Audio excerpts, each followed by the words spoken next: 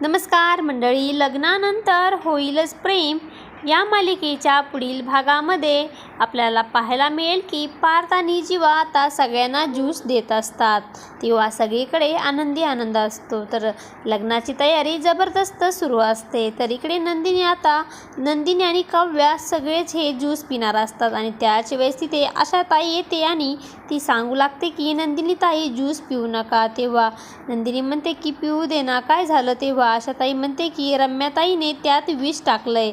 तर इकडे रम्या बोलते, मी असं काहीही केलं नाही, उगाच माझ्यावर खोटे आरोप करू नकोस. आशाताई म्हणते की त्यांची झडताळी घ्या, त्यांच्या खिशामध्ये छोटी बॉटल आहे. त्यानंतर नंदिनी आता रम्याची झडती घेत असते.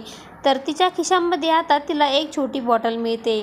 अखेर रम्याचं पितळ उघड पडलेलं असतं. तेव्हा नंदिनी विचारत असते की हे सगळं काय आहे. तू कालच आम्हाला बोललीस ना की तू सुधारली आहेस आणि आज आमच्या ज्यूसमध्ये तू विष टाकला आहेस. तर मित्रांनो, आता त्या बॉटलमध्ये खरंच विष आहे का हे पाहणे अतिशय रंजक ठरणार आहे.